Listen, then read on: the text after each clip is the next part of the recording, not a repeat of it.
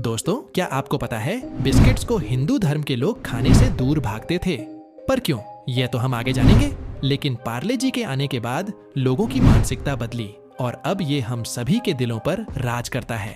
तो दोस्तों, सुबह की चाय से लेकर ऑफिस के गॉसिप्स तक हर कदम पर हमारा साथ देने वाले इस बिस्किट ब्रांड को कैसे एक गरीब टेलर ने बनाया, आज के इस वीडियो में हम सब कुछ डिटेल में जानने वाले हैं।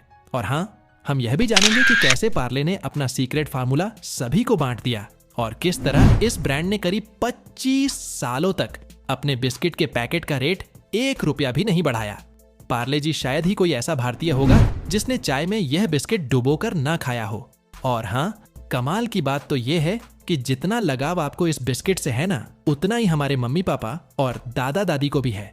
यही वजह है कि इसे एक बिस्किट नहीं बल्कि एक इमोशन कहा गया है। और इस इमोशन की नींव रखी गई थी ब्रिटिश राज में, जब बिस्किट्स खाना हम भारतीयों के लिए एक सुनहरे सपने से ज्यादा कुछ भी नहीं था। लेकिन वो कैसे? इसे समझने के लिए हमें लेट 19वीं सदी में चलना होगा।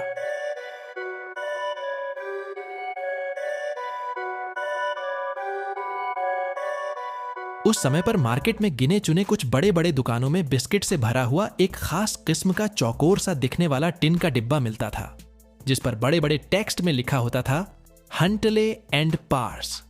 इस डिब्बे को दुकान से खरीदकर सीधे अंग्रेजों के महल में पहुंचा दिया जाता था, जिसे बड़े बड़े अंग्रेजी अफसर सुबह और शाम की चाय की चुस्कियों के साथ में एंजॉय किया करते थे। और भारतीय दूर से ही देखकर सोचते थे कि आखिर ये कौन सी नई चीज है। जल्दी ही ये बिस्किट्स हमारे राजा महाराजा और कुछ अमीर भारतीयों के घरों तक भी पहुंच गए। लेकिन इनकी कीमत इतनी ज्यादा थी कि मिडिल क्लास या गरीब लोग इसे खरीदने के बारे में सोचने से भी कतराते थे। अब यह बिस्किट अमीरों की चाय का साथी तो बन गया था, लेकिन बहुत से अपर क्लास हिंदू जो इसे अफोर्ड तो कर सकते थे, फिर भी अपने घर में लाने या फिर खाने से दूर भागते थे, क्योंकि इन बिस्किट्स को बनाने के लिए बेकर्स अंडे का इस्तेमाल किया करते थे। बाद में इस समस्या का समाधान लेकर आए लाला राधा मोहन, जिन्होंने 1998 के दौरान दिल्ली में हिंदू बिस्किट्स नाम की एक कंपनी की शुरुआत की, जिसका मकसद हिंदुओं के बीच बिस्किट्स को पॉपुलर बनाना था। इस काम के लिए कंपनी ने सिर्फ ब्राह्मणों और अपर कास्ट के हिंदुओं को ही हायर किया, ताकि उनके बिस्किट्स कास्ट कॉन्शियस हिंदुओं की नजर में भी एक्सेप्टेबल हो सके। पहले ही साल में कंपनी ने अपने बिस्किट्स का विज्ञापन दिया, जिसमें बताया गया था कि बिस्किट्स की बेकिंग से लेकर पैकेजिंग तक का पूरा काम सिर्फ अपर क्लास हिंदुओं के हाथों से ही किया जाता है। साथ ही बिस्किट्स को सिर्फ दूध से तैयार किया जाता है और पानी का एक भी कतरा नहीं मिलाया जाता। लेकिन हिंदू बिस्किट्स की बढ़ती हुई पॉपुलैरिटी के बाद से कई और लोगों ने भी इस नाम के बिस्किट्स को बेचना शुरू कर दिया, जिससे असली हिंदू बिस्किट को काफी नुकसान हुआ और वह ब्रिटानिया कंपनी के साथ मर्ज हो गया। हालांकि दोस्तों, मार्केट में इतनी सारी कॉपीज आने के बाद भी बिस्किट्स के प्राइस में कभी भी इतनी कमी नहीं आई कि वह गरीब के हाथों में पहुंच पाए।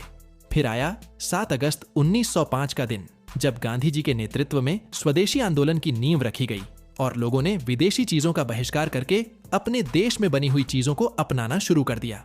दोस्तों, इसी बीच गुजरात के एक टेलर मोहनलाल दयाल जी भी इस आंदोलन से इतने प्रभावित हुए कि उन्होंने भी स्वदेशी आंदोलन में उतरने की इच्छा जताई, जिसके लिए उन्होंने सोचा कि क्यों ना देश में अपनी खुद की टॉफी और चॉकलेट की कंपनी खोली जाए, क्योंकि इसके जरिए वे अंग्रेजों को फाइनेंशियली नुकसान तो पहुंचा ही सकते थे, साथ ही इन टॉफियों का टेस्ट उन गरीब बच्चों तक भी पहुंचा सकते थे जो इसे अमीर बच्चों के हाथों में देखकर सिर्फ ललचा कर रह जाते थे। लेकिन यहाँ पर सबसे बड़ा सवाल था कि आखिर इन टॉफियों को बनाए कैसे, क्योंकि उस समय तक इंडिया में कोई भी ऐसा रिसोर्स अवेलेबल नहीं था जहां से वह इसे बनाने का तरीका सीख सके। इसलिए मोहनलाल दयाल ने एक बड़ा फैसला लिया और इस काम को सीखने के लिए 1929 में जर्मनी चले गए। कुछ समय तक वहां उन्होंने टॉफी मेकिंग टेक सीखी और जब इंडिया वापस आने लगे तो अपने साथ एक टॉफी बनाने वाली मशीन भी लेकर आए।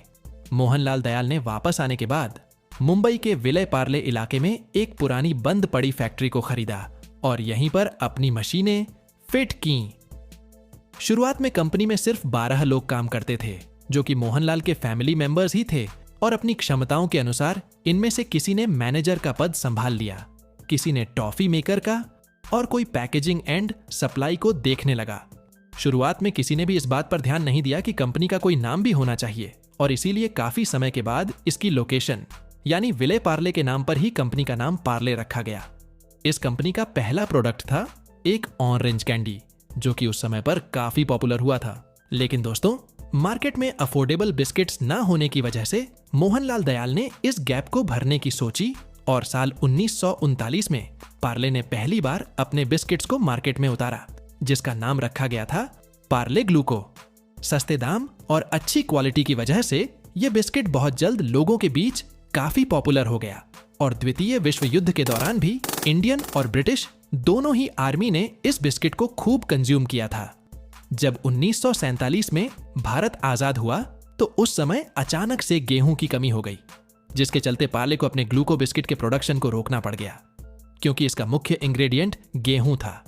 पार्ले ने जौ से बने हुए बिस्किट्स बनाना शुरू किया और एक एडवर्टाइजमेंट में स्वतंत्रता सेनानियों को नमन करते हुए अपने कंज्यूमर से अपील की कि जब तक गेहूं की सप्लाई नॉर्मल नहीं हो जाती तब तक जौ से बने बिस्किट्स का इस्तेमाल करें। खैर, बाद में हालात नॉर्मल हो गए और पार्ले फिर से जौ की जगह गेहूं का इस्तेमाल करने लगा। अब अगले कुछ सालों तक तो सब कुछ ठीक ठाक चलता रहा, लेकिन 1960 के करीब कई सारी और भी कंपनियों ने ग्लूको बिस्किट के नाम से ही अपने बिस्किट्स को लॉन्च करना शुरू कर दिया।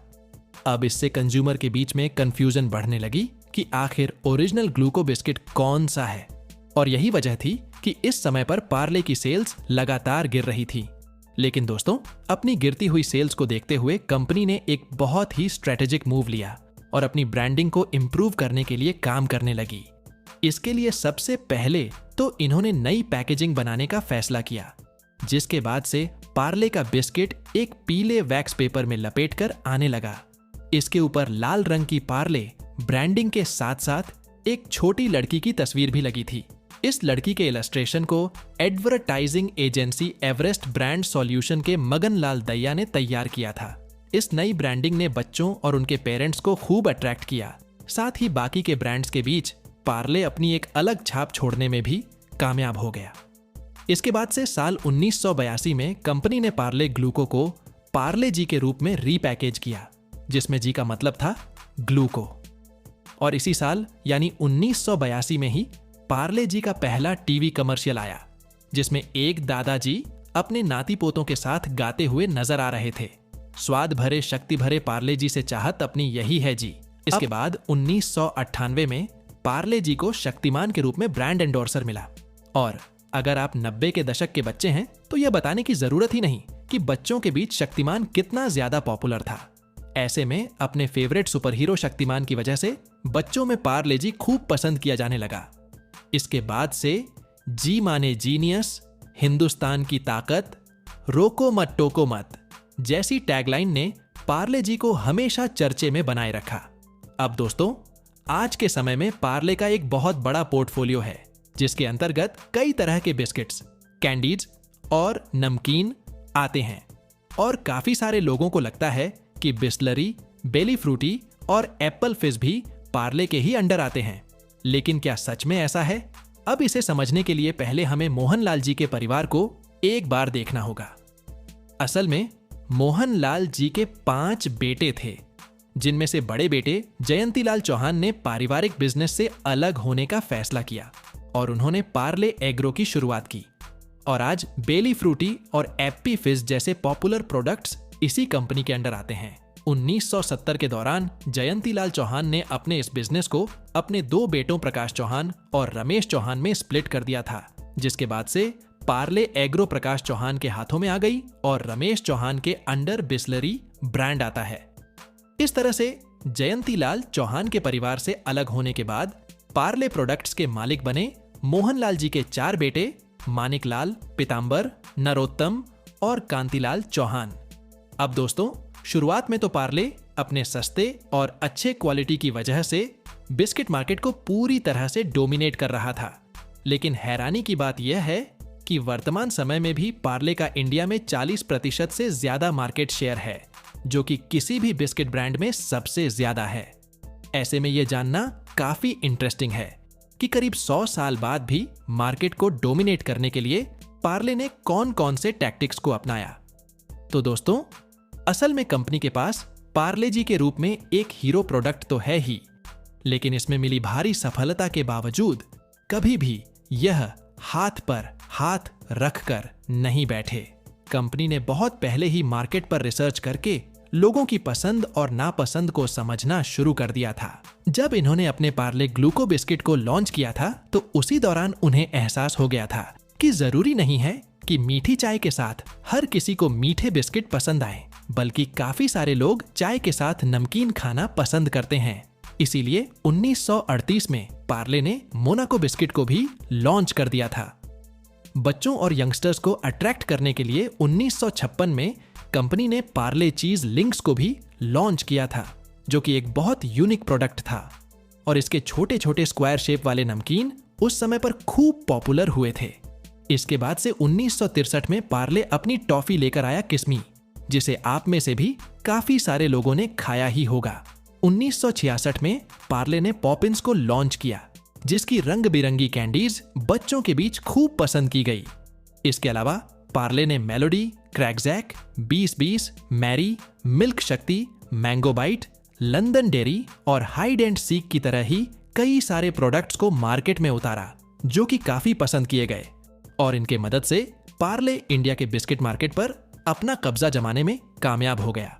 साल 2012 तक पार्ले 40 लाख दुकानों के जरिए अपने प्रोडक्ट्स को बेचा करता था और 2013 में पार्ले जी का टर्नओवर 50,000 करोड़ से भी ज्यादा का हो गया था।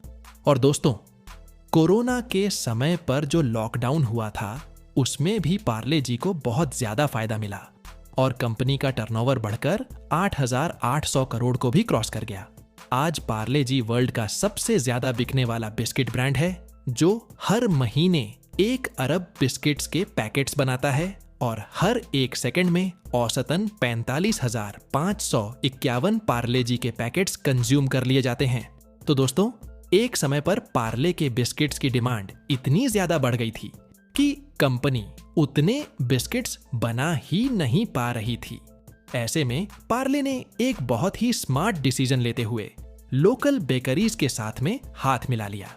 इसके बाद से कंपनी ने उन बेकरीज को अपने बिस्किट्स का सीक्रेट फार्मूला दे दिया, जिसकी वजह से बिस्किट्स की बेकिंग को लेकर कंपनी से लोड तो कम हुआ ही, साथ ही एक स्ट्रॉन्ग सप्लाई चेन भी क्रिएट हो गई, क्योंकि जिस दुकान से पार्ले बिस्किट्स खत्म होते थे वहां उनके नजदीकी बेकरी से तुरंत ही नए पैकेट्स पहुंचा दिए जाते थे।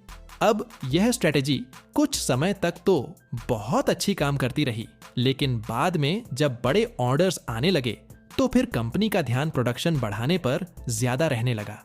अब दोस्तों, ज्यादा प्रोडक्शन के लिए उन्हें ज्यादा रॉ मटेरियल्स की जरूरत थी, जिसे बल्क में परचेज करने पर काफी डिस्काउंट मिल जाता था। और दोस्तों, कुछ इसी तरह का फायदा पार्ले जी को भी मिला और बल्क प्रोडक्शन के बाद में उनका प्रॉफिट बहुत ज्यादा इंक्रीज हो गया। अब मार्केट में बहुत बड़ी संख्या में ऐसे लोग थे जो कि पार्ले जी के दीवाने थे और शॉपकीपर्स भी स्टॉक खत्म होने के पहले ही ऑर्डर देने के लिए परेशान हो जाते थे। इन बिस्किट्स की डिमांड जिस तेजी से इंक्रीज हो रही थी, उनकी जगह कोई दूसरी कंपनी होती तो सबसे पहले अपने प्रोडक्ट के प्राइस को बढ़ा देती। लेकिन पार्ले जी ने ऐसा नहीं किया। आज से 85 साल पहले यह अपने शुरुआती समय में भी सबसे सस्ता बिस्किट था और आज भी सबसे सस्ता ही है। और कमाल की बात तो यह है कि पिछले 25 सालों में महंगाई कहां से कहां पहुंच गई है। जैसे कि 1998 में पेट्रोल की प्राइस 3,000 रुपए थी। पार्ले जी ने 2022 में 156 करोड़ का प्रॉफिट जनरेट किया था। तो असल में दोस्तों, पार्ले बिस्किट के प्राइस तो बढ़ रहे हैं, लेकिन इतने साइलेंटली कि कंज्यूमर को एहसास भी नहीं होता है। एक्चुअली कंपनी बहुत अच्छे से समझती है कि कंज्यूमर्स को एक्स्ट्रा पैसे देना बिल्कुल पसंद नहीं है, क्योंकि एक बार जब इन्होंने अपने बिस्किट पर सिर्फ 50 पैसे बढ़ाए थे तो फिर इनकी सेल ड्रास्टिकली ड्रॉप होने लगी और लोग सड़क पर उतरकर प्रोटेस्ट भी करने लगे थे। ऐसे में पार्ले जी की मैनेजमेंट टीम ने यह डिसाइड किया कि वह बिस्किट के प्राइस को नहीं बढ़ाएंगे, बल्कि उसकी क्वांटिटी को कम करते जाएंगे। अब देखा जाए तो पार्ले जी कंपनी का एक हीरो प्रोडक्ट है, जो देश के हर कोने में छोटी से छोटी दुकान में भी आसानी से मिल जाता है।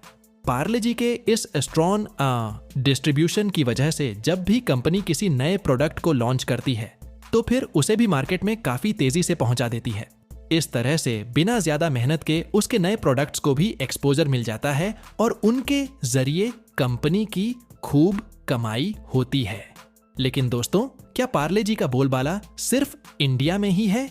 तो इसका जवाब है बिल्कुल नहीं, क्योंकि यूएसए, यूके, कनाडा, ऑस्ट्रेलिया और न्यूजीलैंड जैसी कई सारी कंट्रीज हैं जहां पार्ले जी को बहुत ज्यादा पसंद किया जाता है।